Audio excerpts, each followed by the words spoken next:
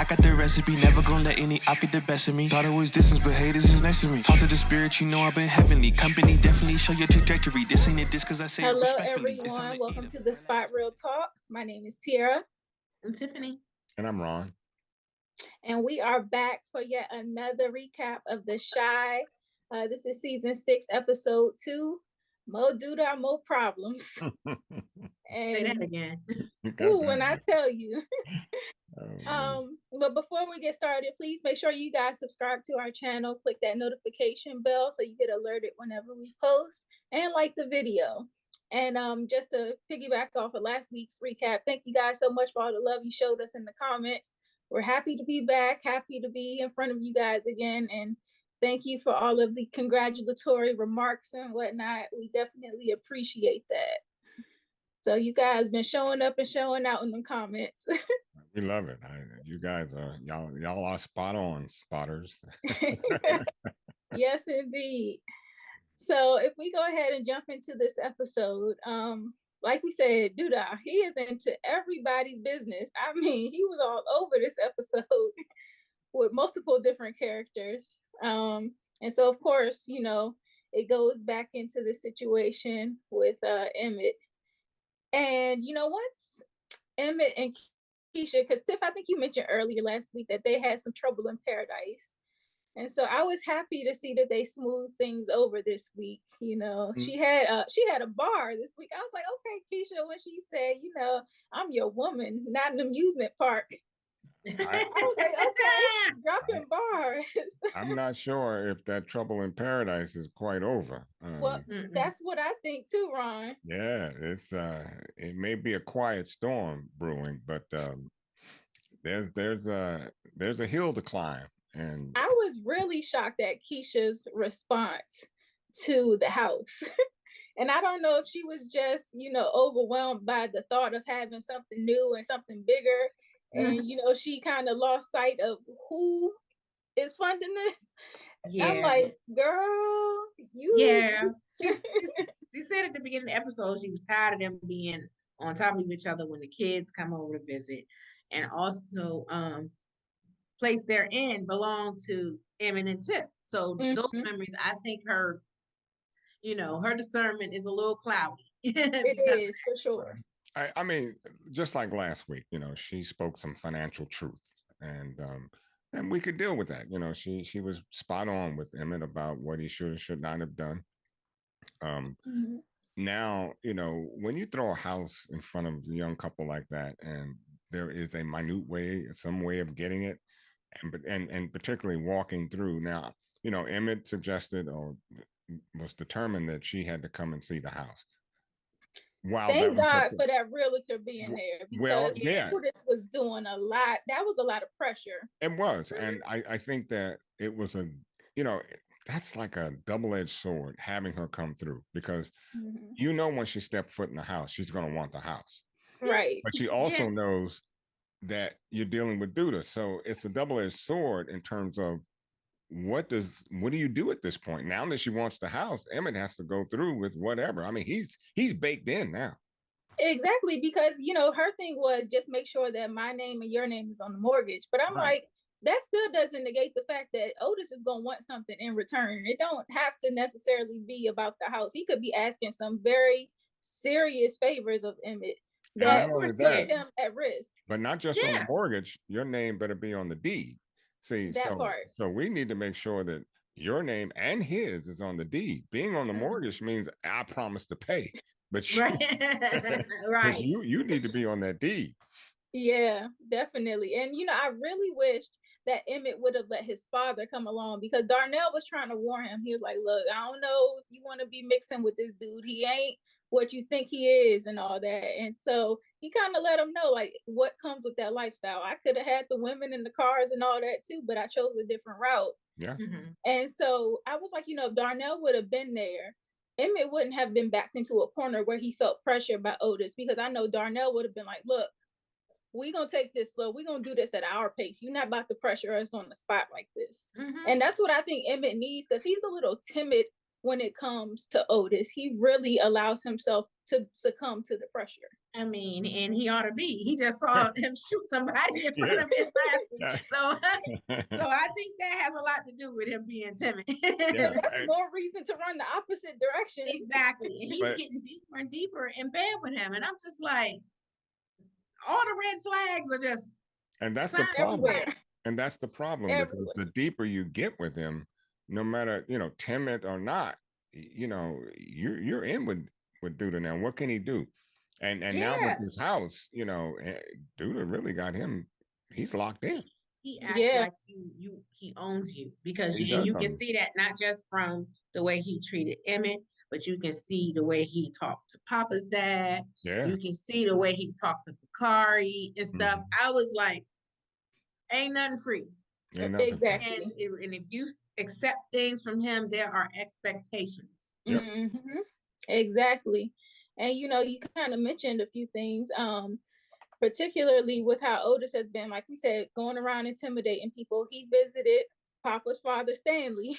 And I really appreciated that scene early on where like Papa was, getting smart with his pops. I was like, all right now, Papa, you treading on thin ice, go popping off like that. But I like the way Papa's father handled it because it is important, especially as your kids start to become adults, to lead by example and to be accountable for what you did. So I like how he took responsibility for his actions, but he also corrected Papa and Bakari in the moment and was like, look, y'all need to stay on the straight and narrow, get on the right path, because what y'all are doing right now ain't it.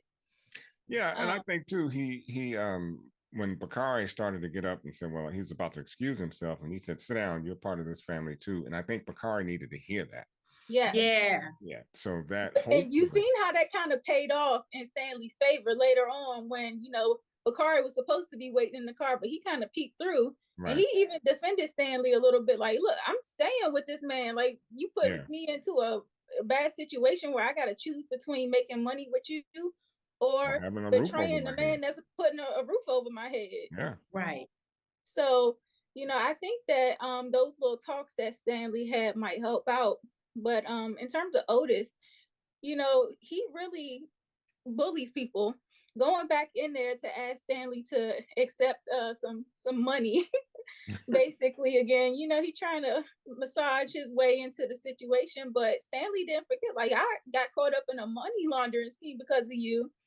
And Otis barely took accountability. He was like, that's because you ain't follow my instructions. Exactly. Like, my gosh. Yeah, Otis was like, oh, it ain't on me, it's on you. Even though you were doing something illegal for me, but it was on you anyway. So, yeah, I'm like, that don't make me want to do business with you again. Well, now, we mentioned last week about a scene where someone gets killed. How is this going to play back on Stanley, man? I mean, because I was like, I'm thinking with you, Ron. I was like, maybe that's Stanley in that box. Yes, you know what? To me, when I watched this episode, I was like, okay, there were a couple body counts that I was doing in my head. Yes. I was like, okay, Papa's dad might end up in the box. The other person I thought of was Rob and Tiff, because I was like, they trying to cut Duda out of that deal and go out on their own. And then, I don't want them too far ahead, but don't forget the realtor, because see, when the realtor called, the realtor said, hey, I'm with you, Emmett, bring your wife, because Duda was saying, hey, back in the day, back in exactly. He said, y'all be simps if you want to. Exactly. And the realtor, and that's when I thought, do I hear a gun click? So, because I thought he'd waste him, but I guess Duda has some sense of morality, but not much. I don't think he would have done that in front of Kiesha anyway. So it's probably a good idea to carry Kiesha. The realtor did leave. He lives for one more day. Yeah, but I agree with y'all. It was a couple of people I was like, I don't know, but it could backfire on Otis too, because he's making a lot of enemies. Yeah. And I thought about it too when Jamal came back into the picture, because I was like, he's back and he's saying that he's turned a new leaf or whatever, and he's trying to reestablish his relationship with his sister Lene. but he was also pushing up on Tracy hard. And I was like, Otis ain't gonna like that. No, he ain't gonna like that. Like that could have been him in that box too. Jamal might be. Look, Jamal, even though he may have found religion, he hasn't. Yeah, he still listen. He's still a murderer too. Keep him in your back pocket. She traded one murderer for another one. Hey, even though I do believe it appears that Jamal is turning over a new leaf. It does seem like he's trying to do the right thing. I think he's trying, and I think he'll succeed if he's in a place where, like you said, he was on Tracy, and he's going to have to slow that roll. But I think working with Tracy, being consistent someplace, I think will help her. But I don't know, man. I mean, I keep him in my back pocket. He might be the one that has to take out Duda. So yeah, you listen. I think when it's all said and done, I think when the Shaad goes off the air, whenever that is, I think Duda going to end up in a box. I think so too, because he made too many enemies. Yeah. And Tiff, you kind of brought it up a little bit earlier, but along the lines of Tiff and Rob trying to establish this new connect with Cairo, this revolutionary trying to push these organic weed products and whatnot. And his product burns better, no coughing, all of that, and so it could definitely beat Otis out of the market. Now, if they do decide that it seems like they are going to, because Rob actually talked to his mom into giving him $100,000.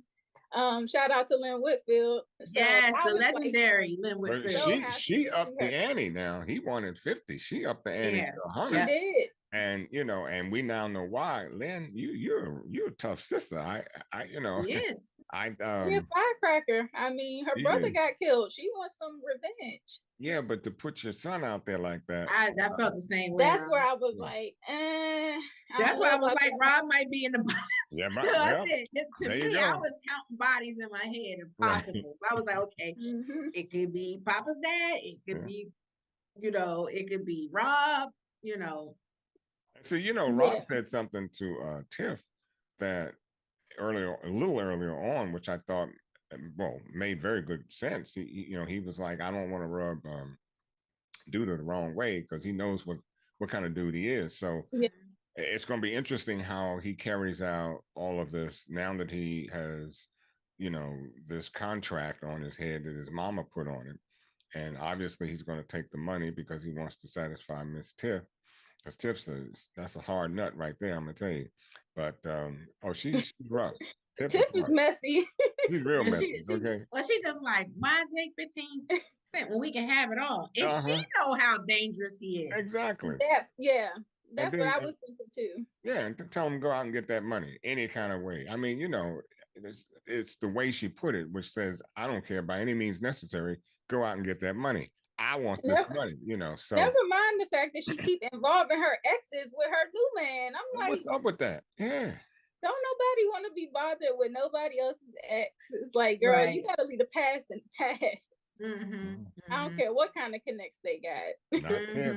Not Tiff. Tiff does what she wants to do. He is something and you heard Dante. He was just like, his weed is better. I just call to see you. So, Yeah, she playing right. Her. Like, I'm going with you. Yep. He know what's good.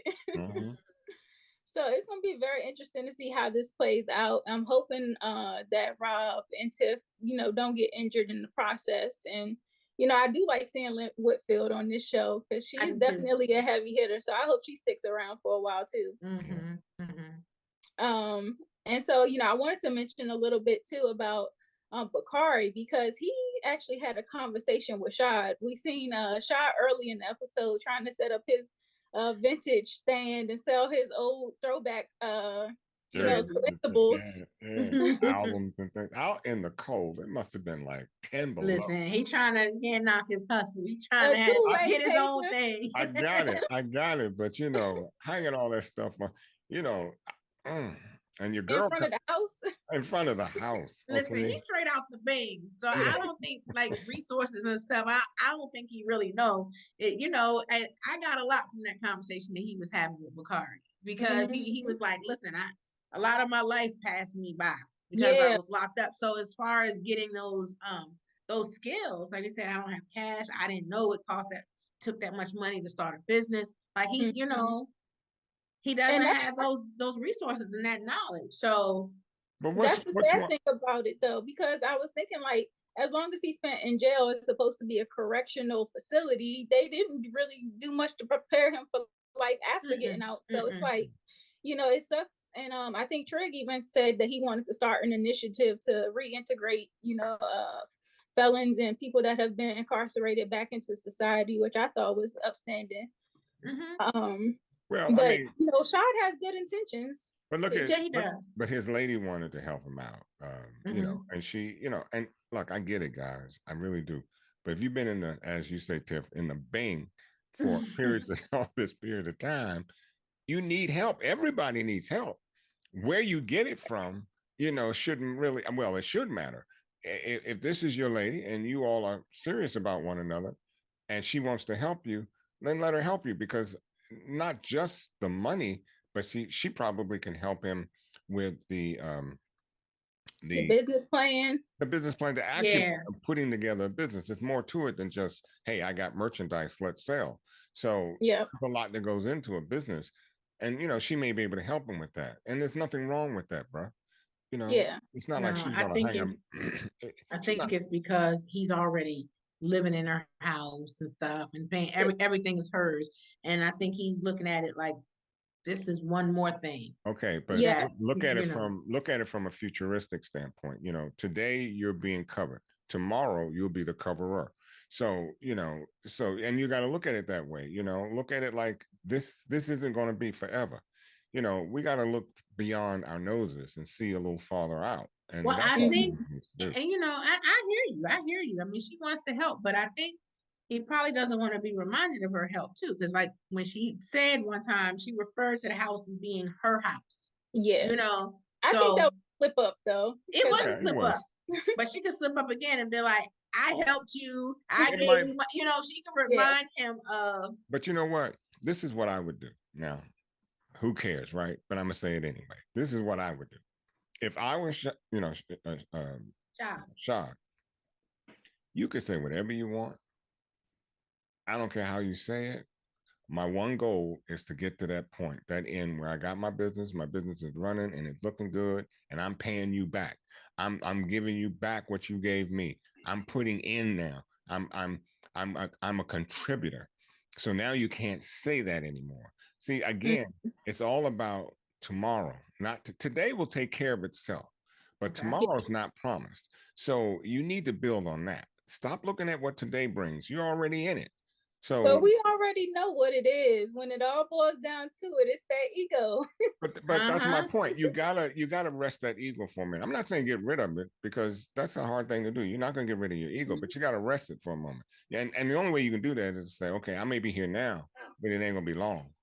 Yeah, the ego, the pride. I mean, I understand. It's like there's a healthy version of having some kind of ego and having some healthy amount of pride in yourself. But it can't prevent you from accepting help where it's needed, especially when it comes to something like starting your own business. What's the saying? If you fail to plan, you better plan to fail. Fail to plan, you plan. That's right. And you know, it's so true. So, you know, just running outside in the dead of winter trying to that's not a plan, yeah. A sense of urgency, like you said, because of how much time has passed him by, and then he sees all of his men around him doing so well. It's like, oh, I got to get on it. Yeah, because Vic was, you know, pretty much in the streets and stuff. Like he was, you know, started from he was like Jamal. He was a street dude. Right. And here he is now a councilman, which is talked about Emmett sweeping floors. I love the character development of Vic. Yes. But, so that, and then you see Emmett, who, you know, is now he's a small business owner, got his own, so he sees all these people around him. Yeah, and that's a lot of pressure. And he's older than some of these folks. I mean, you know, Emmett is a youngin. Okay, but Emmett has this superficial look about him because he's got Duda behind him. Yeah. So whatever we think Emmett has, Duda has. So but he still had Smokies. He had Smokies before Duda. Yes, not Duda has helped anymore. him step up his game. He doesn't have it anymore because Duda, with the loans and the money that he's giving Emmett, Smokies belongs. Let's face it, Smokies belongs to Duda. Yeah. He's got it franchised. He's opening up different spots. And then I'm a little worried about Shaad because of the fact that when he sat down with Bakari, even though Bakari was, trying to sell him on getting back into the game, and he said, Shaad was like, okay, that's not what I want to do. He was trying to help him out and to let him know, that's not a good spot to be. But if you looked in his eyes, he looked like he wanted to take he that looked off. Weary. He looked weary. Yeah. But didn't I say that last week? I said that last week. I was like, listen, he's trying to get his thing off the ground. I can see him dipping back in the street to get his money up and stuff, because that's, Look, his patience gonna wear thin after a while. Yeah. When you broke, ain't but two ways to go. Your honey or the street. So if you don't want your babe to get involved, he's gonna hit the street. And she got one more slip up. And he out there, he got one. This is my house, or whatever comes out of her mouth.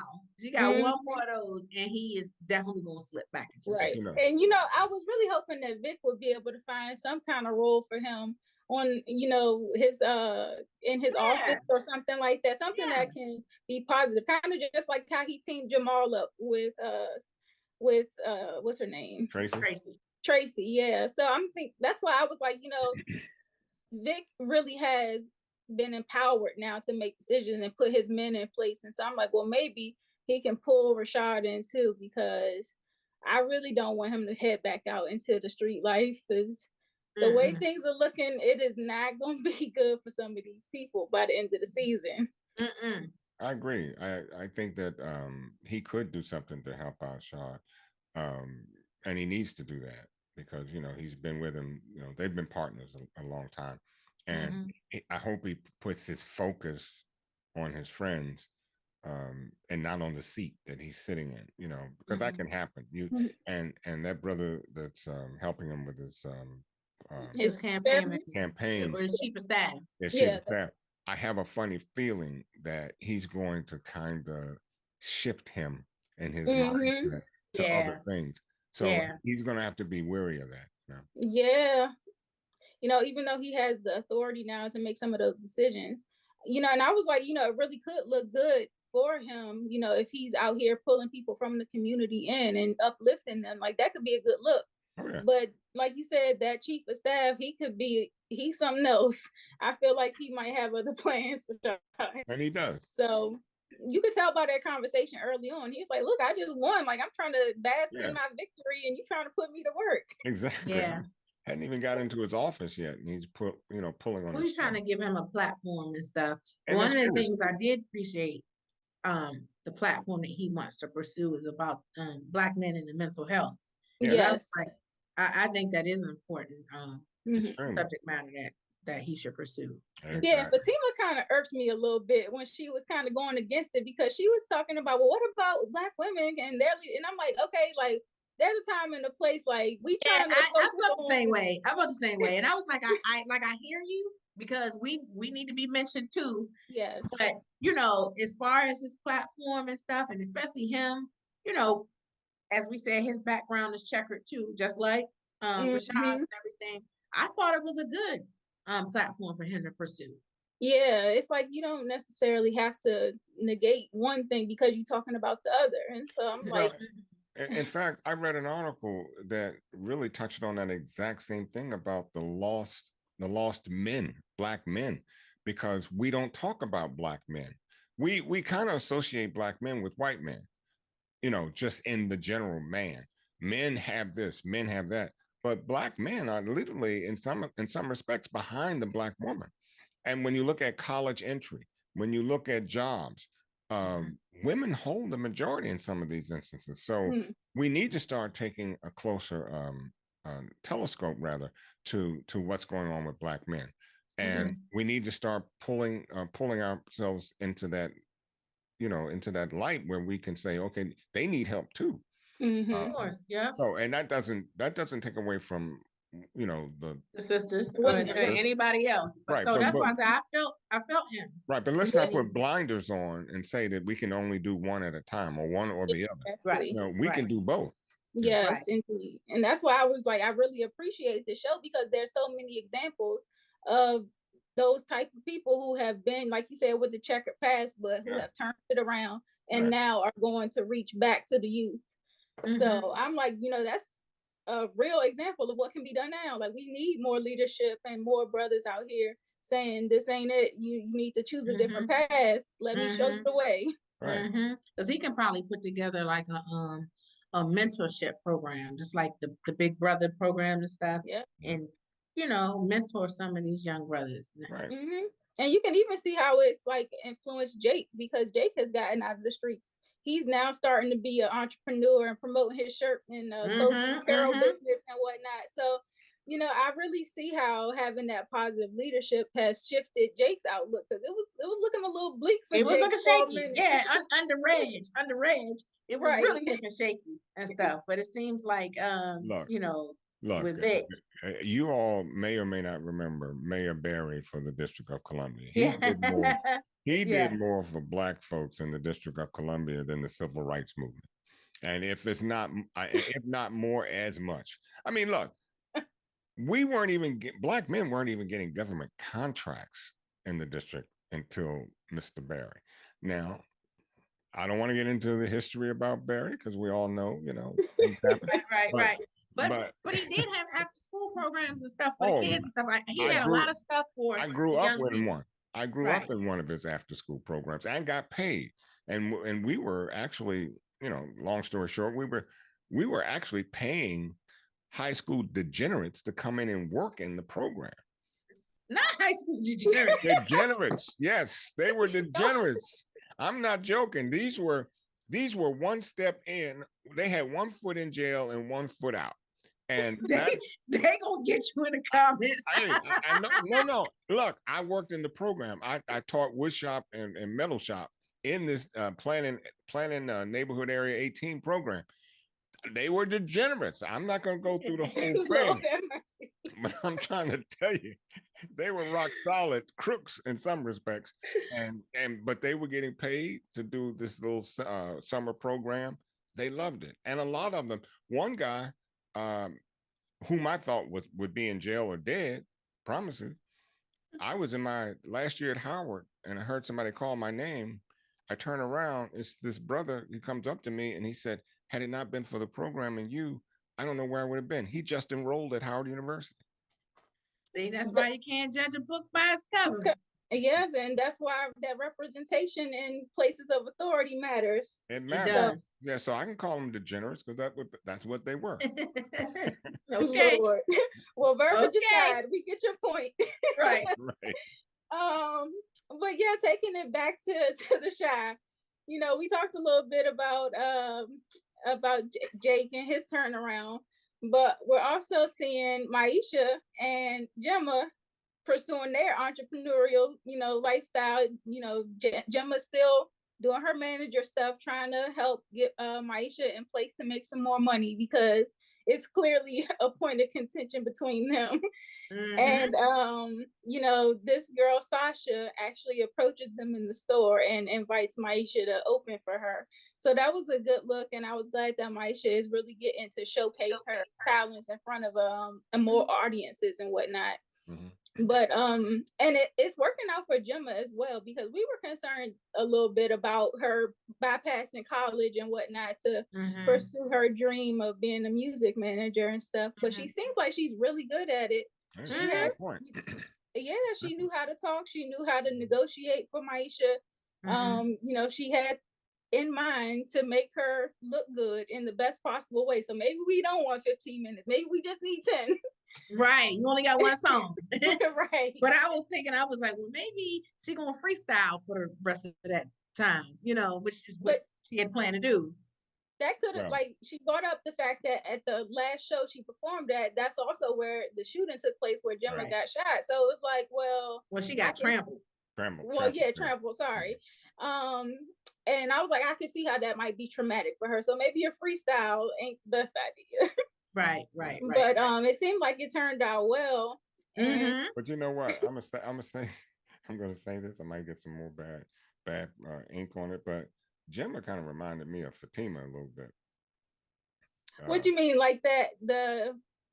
I don't want to say demanding, but the strong approach.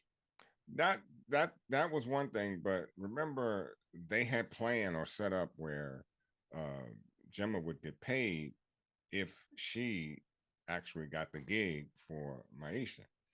And so as Maisha's counting her money, she notices the $200. She took the 10%. She took. I'm not mad at it. I'm not mad at it, but that wasn't in their arrangement, I think. So it wasn't. The girl approached her, but if she's her manager, the standard going rate for a manager is 20% actually.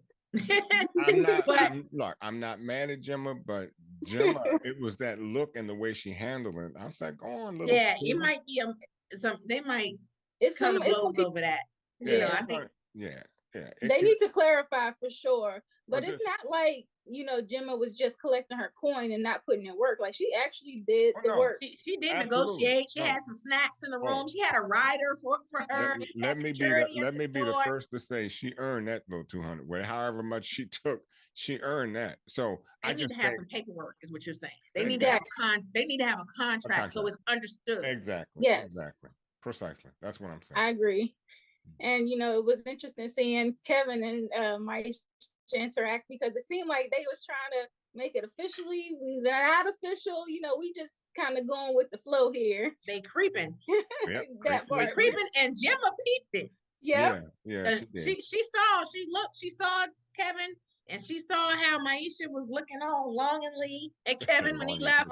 She peeped it. I'm like, Gemma, don't try to spin the block now. No spinning the block. So I don't know if they're very. I'm not sure who is Kevin more serious or is Maisha? I just don't get that Maisha may be as serious about this relationship. I think Kevin she's apprehensive about how it looks, because she was dating Papa, and that conversation. Young children are always worried about appearance, especially young girls. They're talking about looking like a pass around. That's the first thing Kevin called Gemma when he found out about her creeping with Jake. Like, oh, you passing around within the same friend group. And so it's like, well, I said that last week. Matter. I was like, perception matters. No, but the moment you say don't tell anybody, it's already out in the press. I think she's trying to protect Papa's feelings too, not knowing that he has another love interest. But I think she's trying to make sure that it doesn't cause issues within the friend group. Right. So I get her apprehension.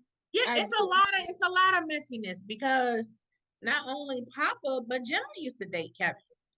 Okay. And then now Gemma is managing Maisha. Like, this whole thing is messy. It is. So remember in some prior conversations we had about women, the girl code, that girl code thing, and the girl code. Yeah, what okay. So explain to me now how this works. These are not grown women and grown relationships. Like, this is stuff that matter. I'll say this. What you're beginning to see is that it doesn't matter, because the heart wants what it wants, and that's the end of that.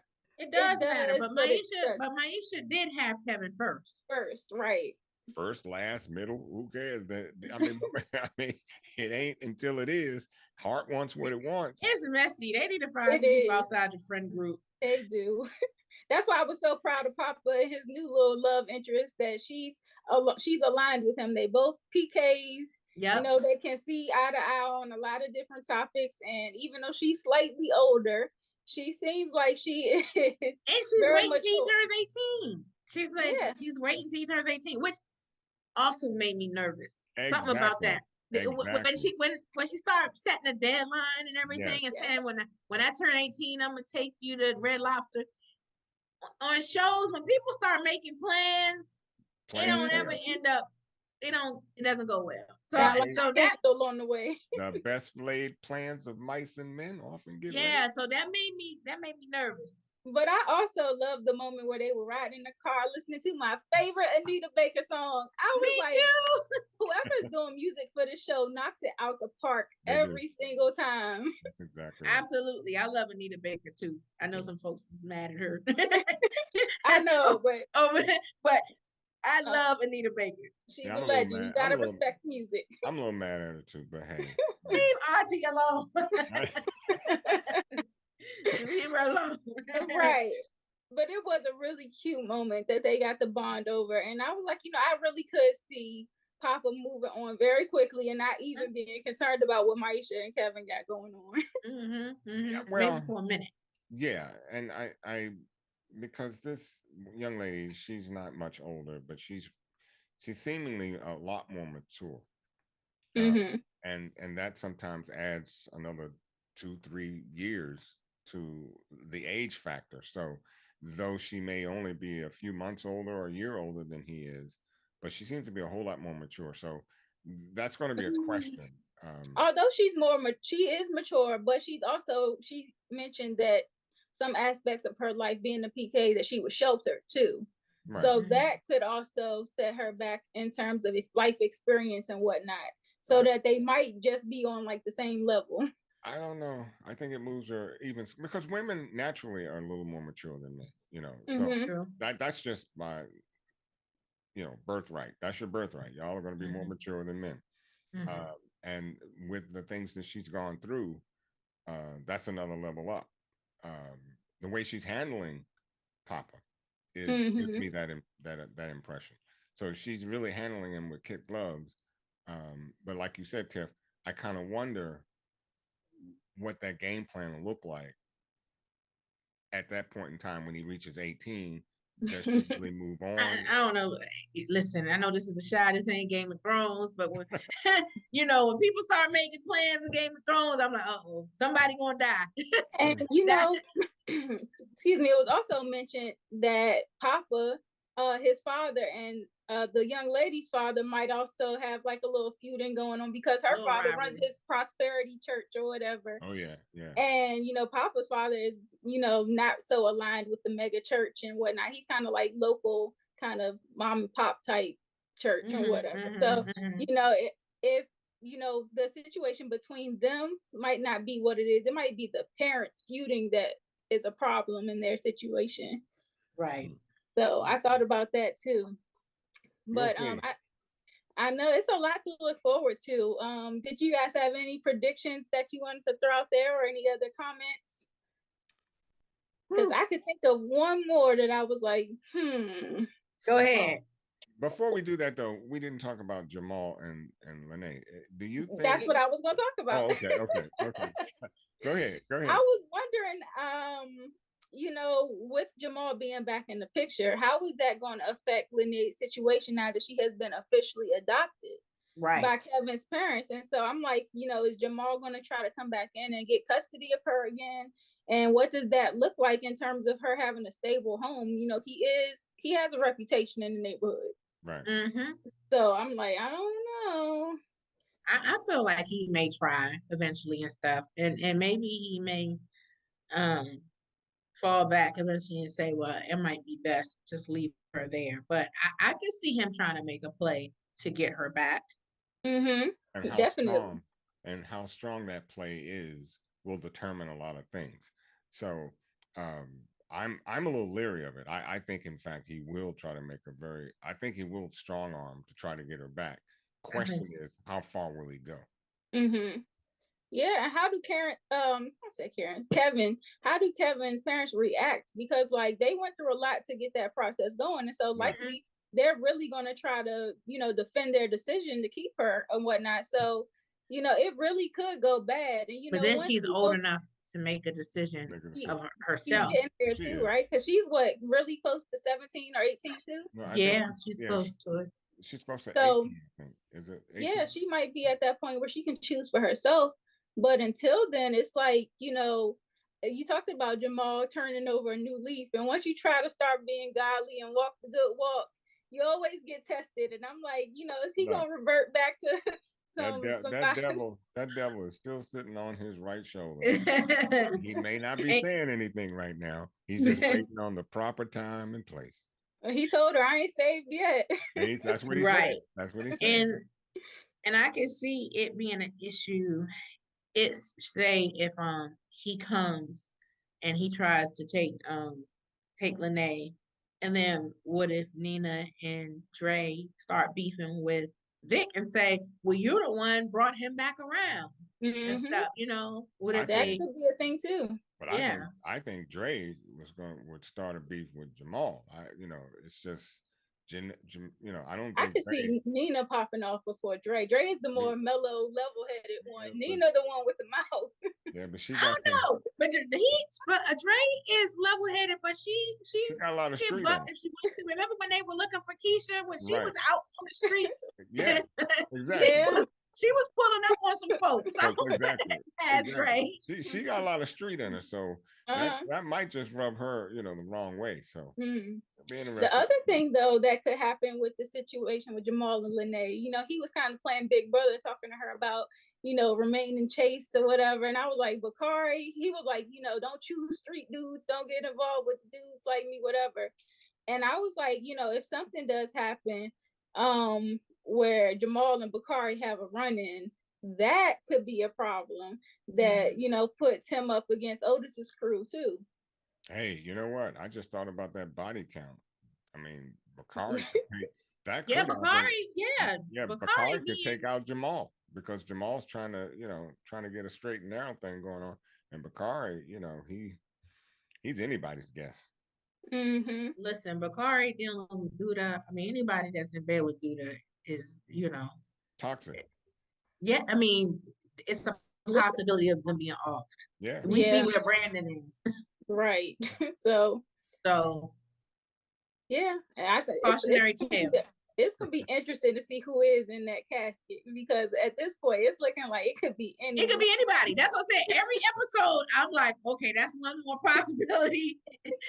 When I saw this episode, I was like, okay, I've seen at least two more possibilities. I was like, okay, Papa's dad, Rob and them.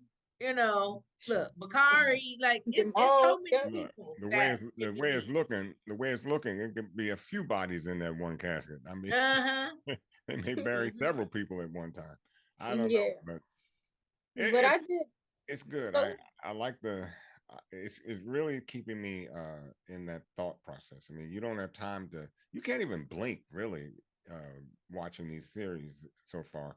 You really got to stay up on it and listen to everything that's going on. Yeah, this season is turning out to be very solid to start off.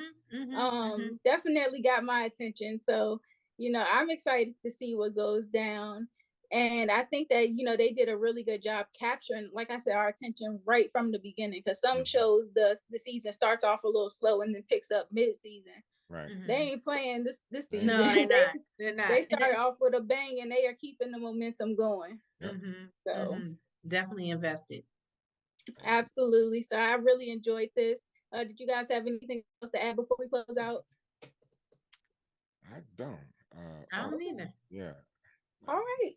Well, I think we covered it all. We doing any game balls or anything like that for this? We ain't put anybody on the hands list. We ain't put anybody on the hands list. Duda, for sure. I'm sure Duda gonna be on the hands list all season. I'm sure. No. The game ball.